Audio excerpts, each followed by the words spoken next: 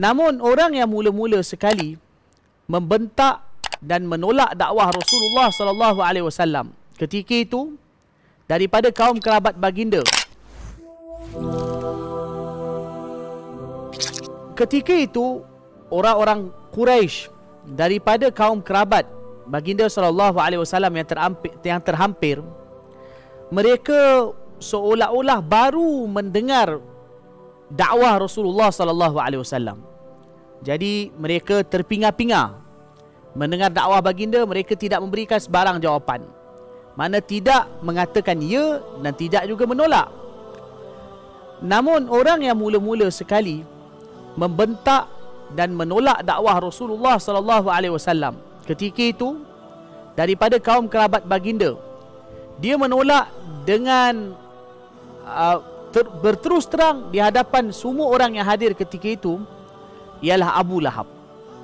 Abu Lahab telah membentak dan mengherdik Nabi sallallahu alaihi wasallam, serta dia mengatakan kepada baginda, "Alihadza jama'tana? Ama da'awtana illa lihadza? Alihadza jama'tana? Tabbal laka sa'iral yaum." Wahai Muhammad, hanya kerana tujuan ini je kau kumpulkan kami di sini? Tak ada tujuan lain? Kerana nak sampaikan dakwah ni saja kau kumpulkan kami di sini? Binasalah kau sampai bila-bila. Maka oleh kerana Abu Lahab orang yang mula-mula menentang dakwah Rasulullah sallallahu alaihi wasallam, bukan begitu sahaja dia berterusan secara konsisten menentang dakwah Rasulullah sallallahu alaihi wasallam selepas itu. Oleh kerana itu Allah Taala menurunkan firman-Nya. Allah Subhanahu wa taala mencela Abu Lahab, iaitu di dalam surah yang kita sedia maklum, iaitu surah Tabbat yada abi lahabin wa tab. Tabbat yada abi lahabin wa tab. Ma aghna anhu maluhu wa ma kasab. Sayasla naran dhata lahab. Wa imra'atuhu hammalatal hatab fi jidha hablum min masad. Dalam surah itu juga disebutkan isteri Abu Lahab juga turut bersama dengan suaminya menentang dakwah Rasulullah sallallahu alaihi wasallam. Pasangan suami isteri ini bersungguh-sungguh menentang dakwah Rasulullah sallallahu alaihi wasallam, sehingga Allah Taala menurunkan celaan Allah kepada mereka berdua di dalam Al-Quran yang dibaca sehingga ke hari kiamat. Para santri yang dirahmati Allah Subhanahu wa taala, apabila baginda sallallahu alaihi wasallam menyampaikan dakwah secara terang-terangan, maka hari demi hari orang yang memeluk agama Islam, yang menerima agama Allah Subhanahu wa taala makin bertambah.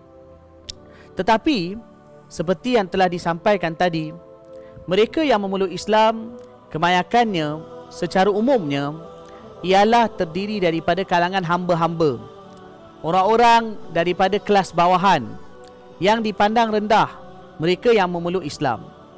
Oleh kerana itu, ramai daripada kalangan mereka ini setelah memeluk Islam telah dikenakan seksaan yang begitu berat, yang amat dahsyat, yang seksaan yang tidak mampu digambarkan kengeriannya yang dikenakan kepada mereka.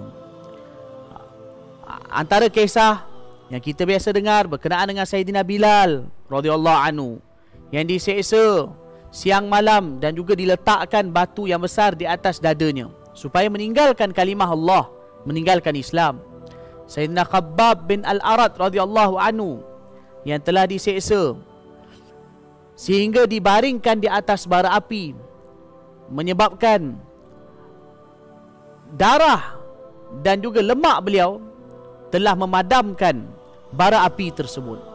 Diseksa dengan seksaan yang begitu berat, sehingga kan ada di kalangan sahabat radhiyallahu anhum yang memeluk Islam telah diseksa sehingga mereka terkorban dalam mempertahankan iman mereka kepada Allah Subhanahu wa taala dan juga Rasulullah sallallahu alaihi wasallam.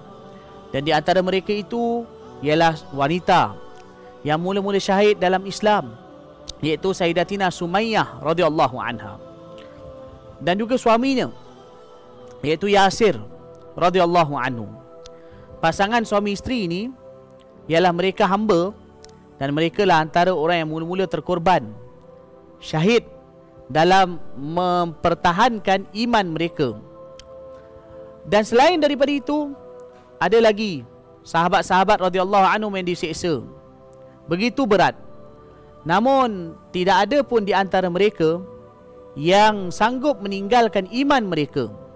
Mereka terus teguh dengan iman mereka.